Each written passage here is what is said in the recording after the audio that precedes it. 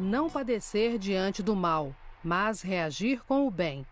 Il male, infatti, è un vuoto di bene.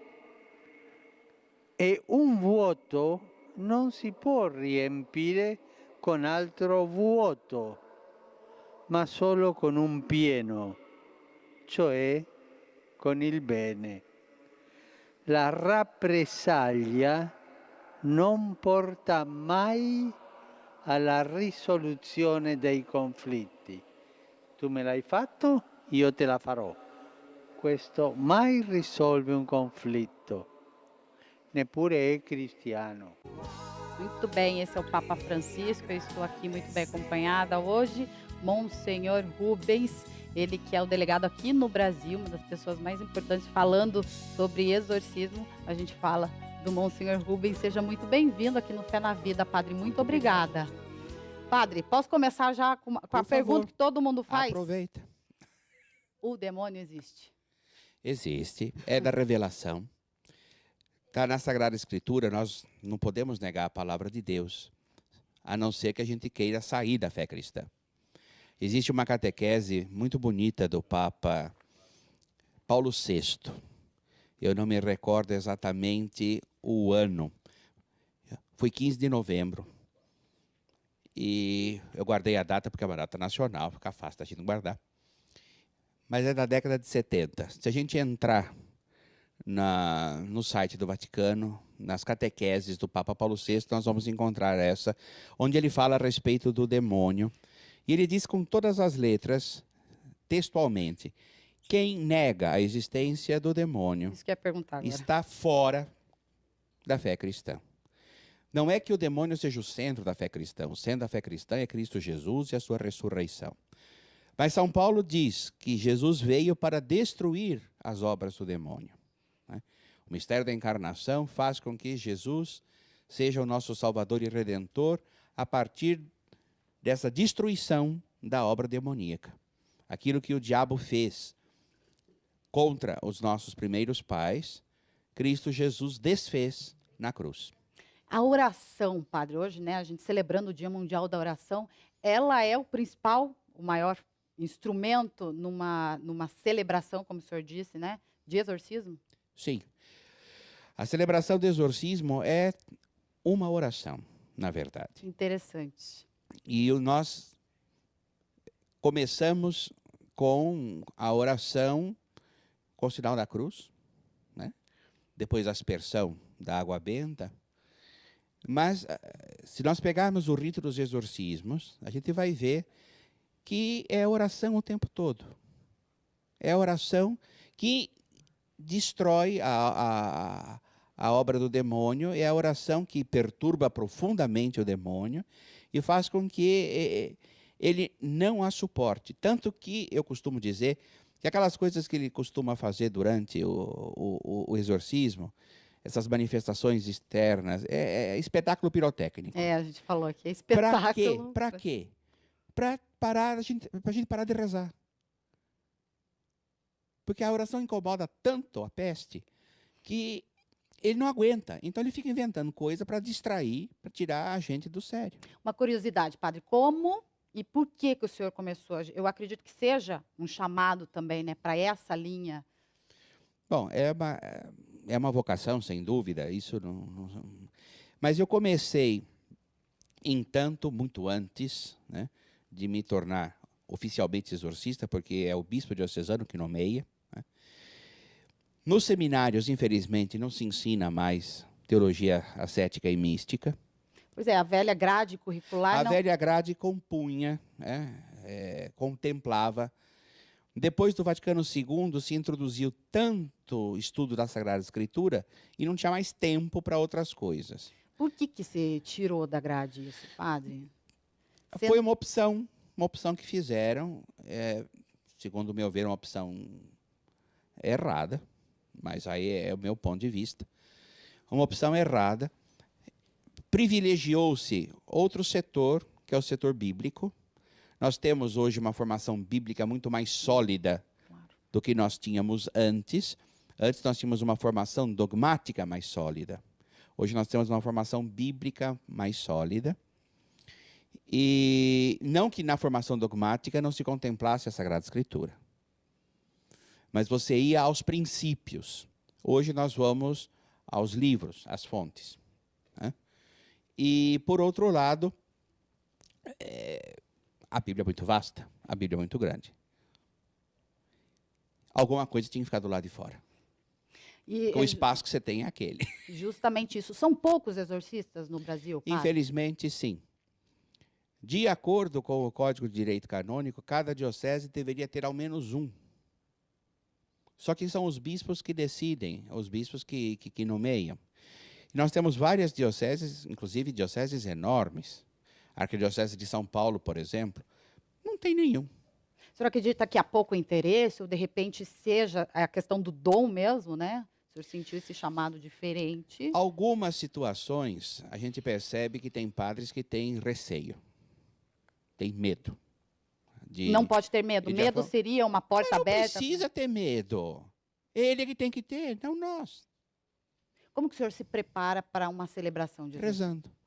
Antes, o senhor reza, Rezando. o senhor se prepara pedindo... Jejum e oração. Jejum e oração. É aquilo que eu faço, é aquilo que Nosso Senhor manda fazer. Então, Deus Nosso Senhor dá para nós todas as indicações que a gente precisa dentro da Sagrada Escritura.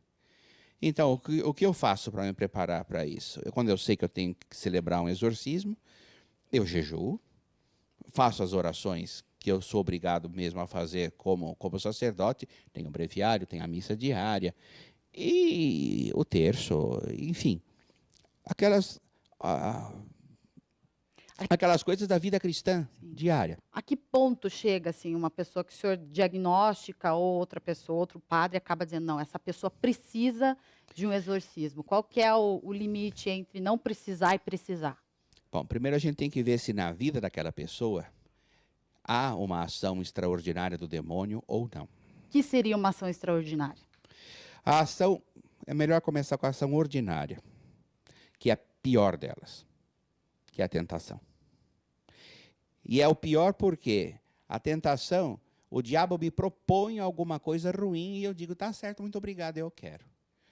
Ele se torna, no final das contas, meu chefe, meu senhor. Porque Dá um exemplo de momento de tentação, assim, nos nossos vícios. Nossos vícios, os vícios capitais. O Papa falava agora, por exemplo, de pagar o mal com o mal. Fizeram para mim, eu vou fazer, ele vai ver quando vai ser bom para ele. Isso é uma tentação de revidar o mal com o mal. É diferente do momento em que eu posso parar depois e pensar, falar, não vou fazer isso. Eu não vou me rebaixar ao mesmo nível, não vou ser do mesmo jeito. Deus que é Deus não faz isso. Deus não paga o mal com o mal. Esse é um período mais, assim, digamos assim, vulnerável, padre? Quaresma, né? A gente tem essa questão de viver Quaresma o próprio... é um período de graça muito grande. Não é um período, vamos assim dizer, onde o cristão é mais vulnerável. É ao contrário. É um tempo de graça muito grande. É uma ocasião em que nós somos chamados a entrarmos no nosso eu e verificarmos aquilo que dentro de nós não condiz com a vontade de Deus. É um momento de provação, sem dúvida, porque toda conversão exige de nós essa provação. Mas primeiro que a conversão é algo que deve ser contínuo. Nós não podemos, de uma hora para outra, dizer, eu estou convertido. Não, eu me converto aos poucos, durante toda a minha vida, com idas e vindas, como a maré. Aquela onda que vem para a praia e volta para o mar, vai e vem.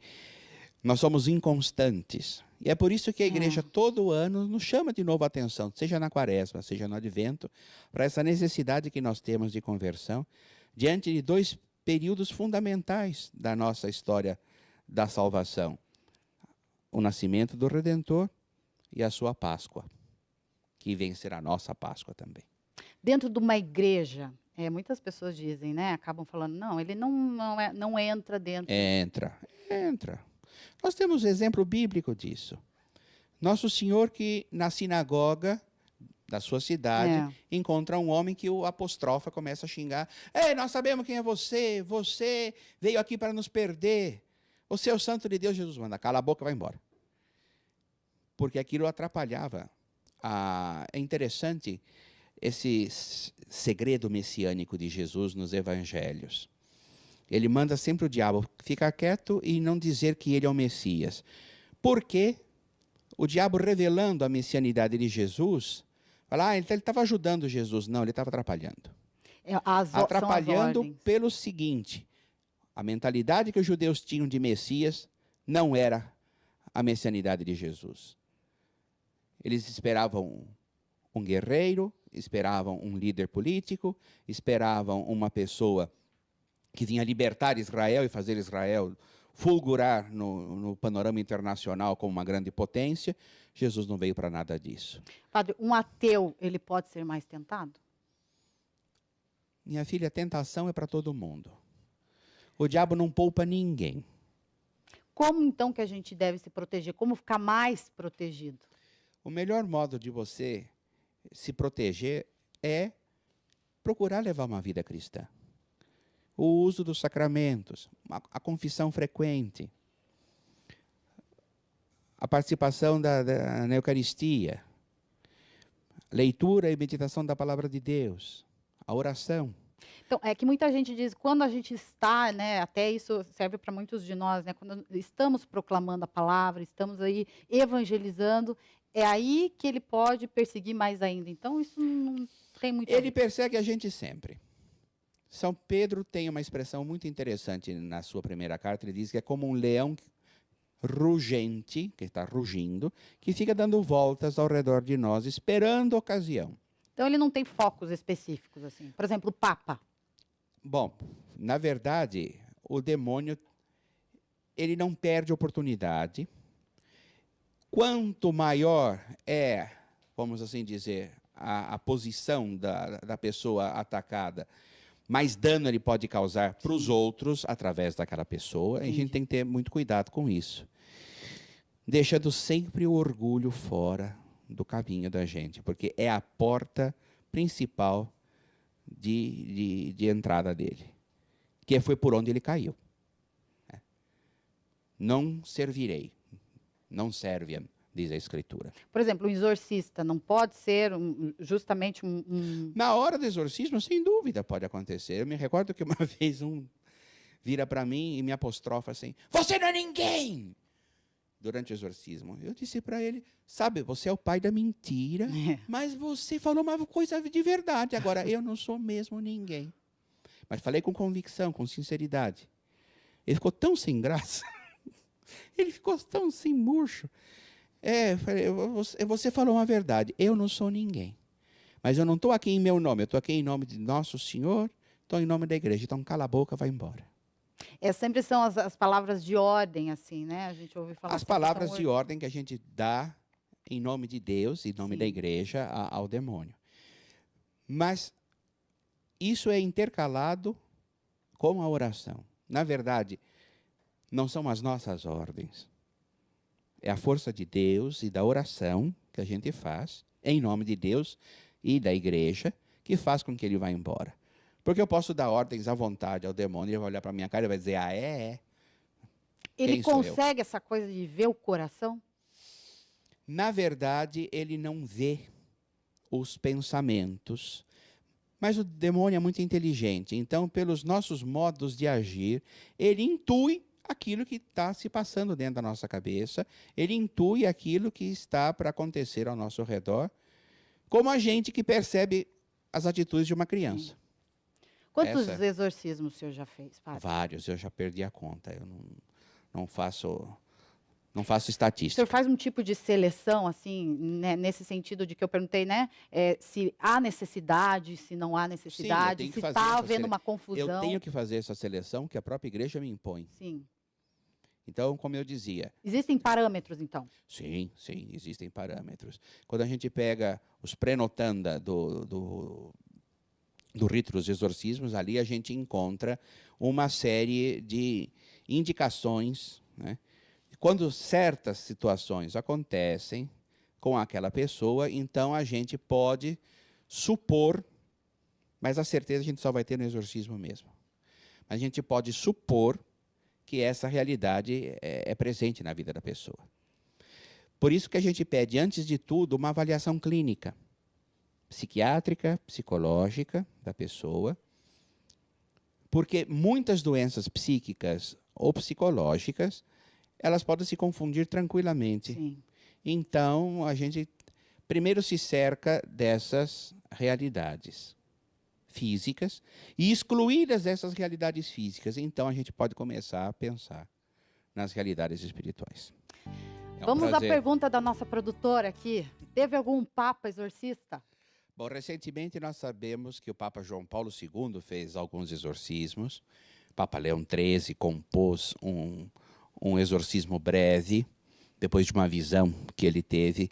Ele tinha acabado de celebrar a missa e as pessoas o viram muito perturbado e ele foi correndo para o seu escritório e ali sentou e redigiu um exorcismo breve, Leão XIII, que às vezes nós encontramos em alguns livros de oração, mas que a Congregação para a Doutrina da Fé proibiu o uso desse exorcismo por parte dos leigos.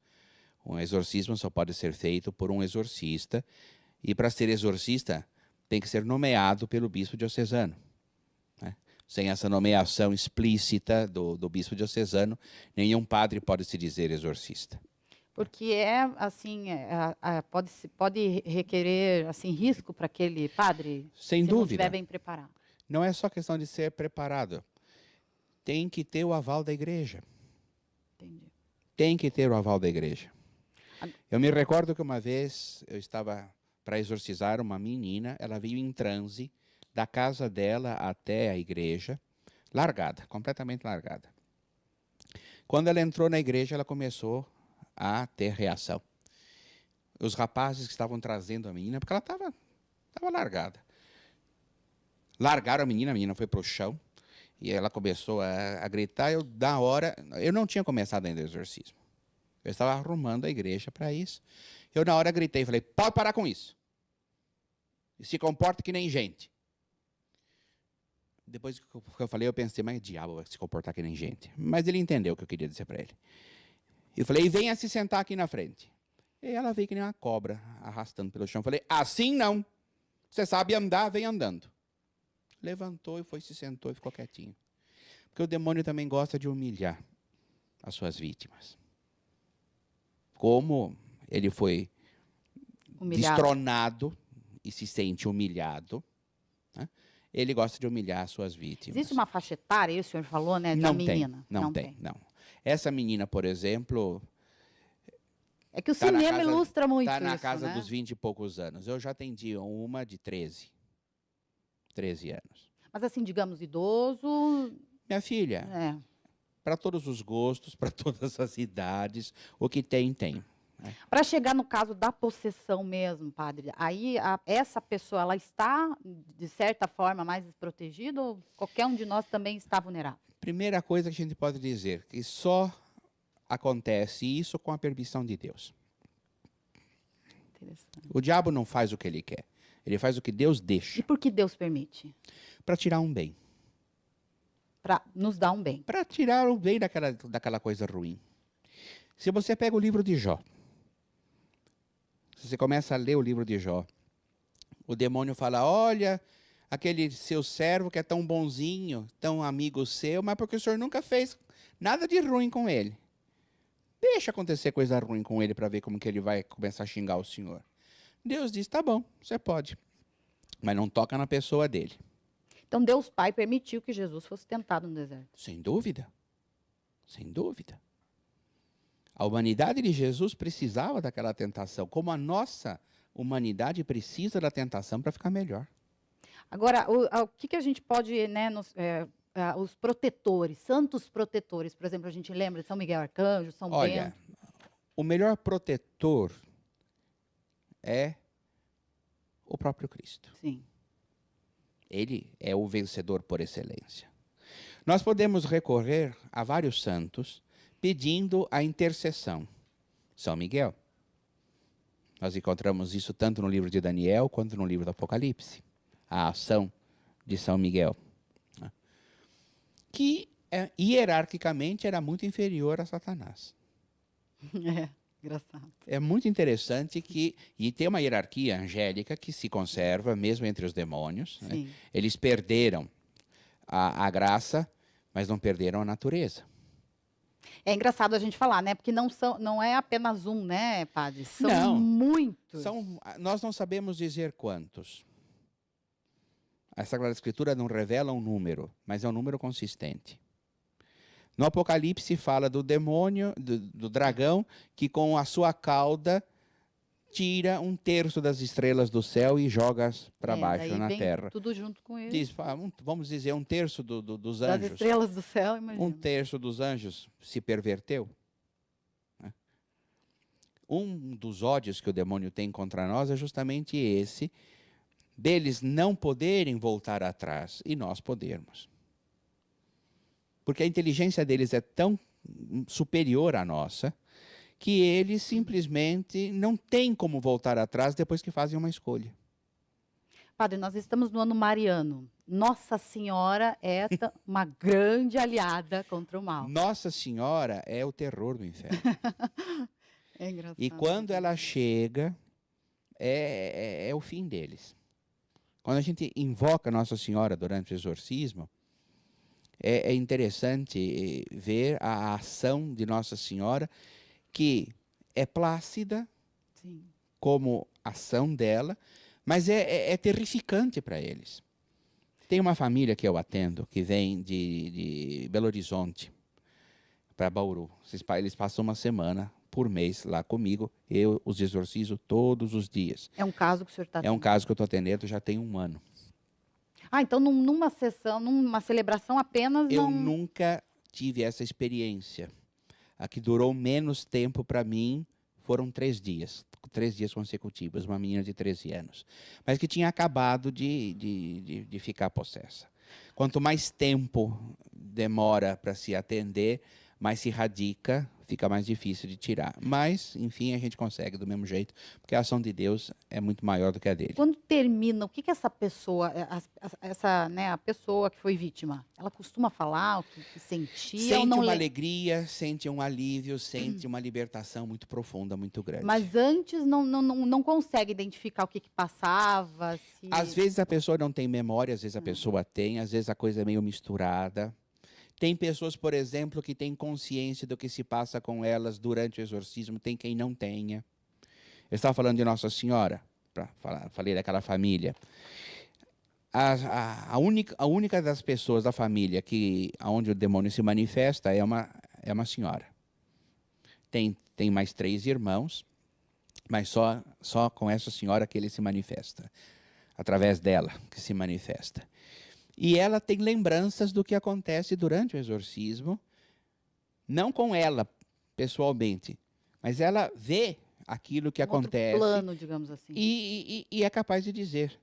Quando chega Nossa Senhora, que a gente invoca Nossa Senhora, ela fala que eles ficam apavorados, eles querem morrer.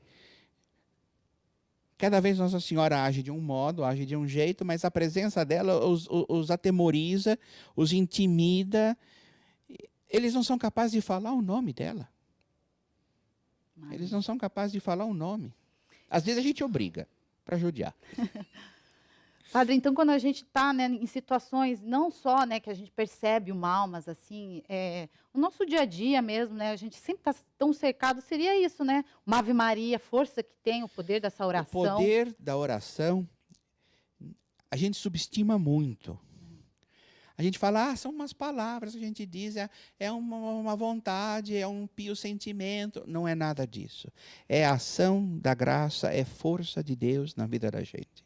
E eu toco isso com a mão a cada exorcismo que eu faço. Eu fico impressionado de ver como a oração é capaz de mover até o inferno. Até o inferno.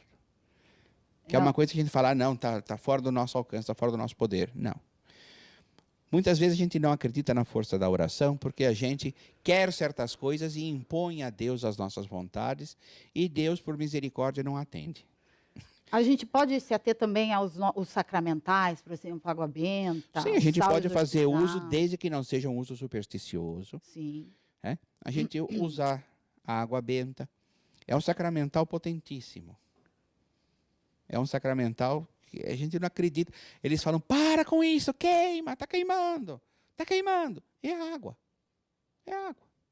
Se você asperge aquela pessoa no início do exorcismo, e o demônio ainda não se manifestou, porque no começo do exorcismo a gente faz aspersão, a pessoa não reclama de nada. É como se eu pegasse agora um pouco dessa água aqui e aspergisse você. Durante o exorcismo é uma coisa atroz quando o demônio já se manifestou. O senhor teve algum caso que o senhor não conseguiu salvar a pessoa? Ainda não, graças a Deus. Graças a Deus. Mas existem. Pode acontecer de demorar muito, pode acontecer da pessoa, porque o exorcismo pede constância. Constância não só do exorcista, mas constância do exorcizado. O primeiro exorcista de um possesso é o próprio possesso. É ele que tem que rezar, ele que tem que fazer as horas de adoração, é ele que tem que ir à missa, é ele que tem que rezar o terço, é ele que tem que ler e meditar a palavra de Deus. Se ele não faz isso, essa menina, por exemplo, que eu disse que com 3 dias, primeiro era uma coisa recente, mas ela também fazia tudo aquilo que eu pedia para ela. Eu dizia para ela, faça assim, ela fazia.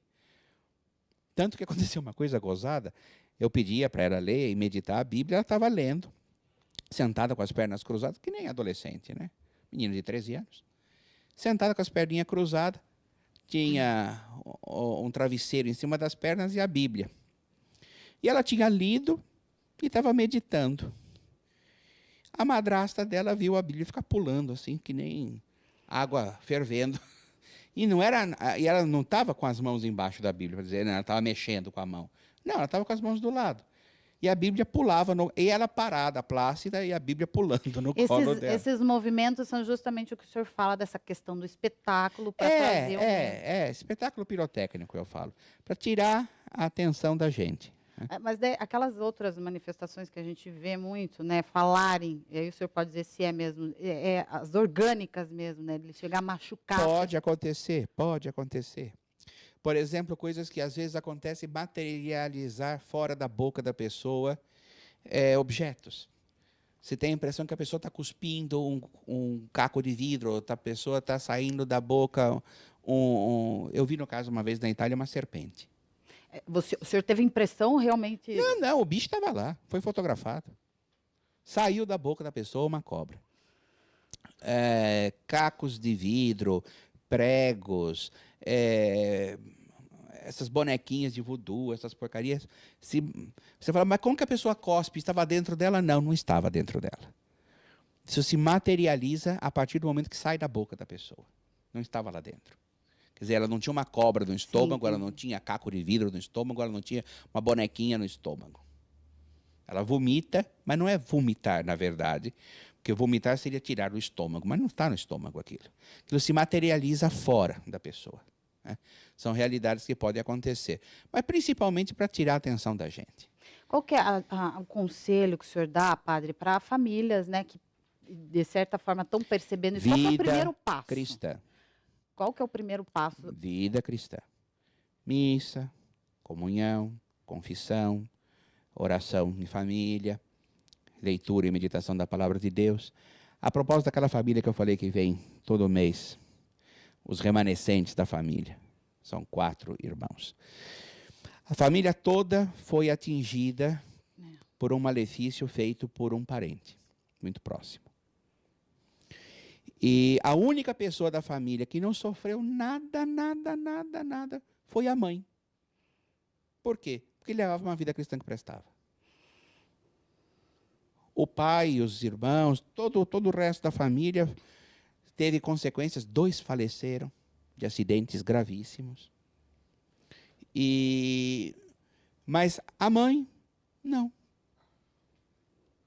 Inclusive, quando os filhos morreram, essa senhora sempre dizia o seguinte: Deus sabe o que Ele está fazendo. Se Ele levou os meninos, é porque era o melhor para os meninos. Quer dizer, nem revolta contra Deus, nem pedir explicação por quê. Não, nada disso. Padre, eu quero te agradecer muito a presença hoje aqui no Fé na Imagina, Vida, filha, aproveitar foi um esses prazer. últimos minutos para o senhor passar uma mensagem, o senhor como estudioso, uma pessoa importante na área e ainda muito dedicado. Essa mensagem para famílias que vivem um momento assim, ou para todos nós, né, para que a gente possa sempre se proteger contra o mal, e esse é o período adequado para isso.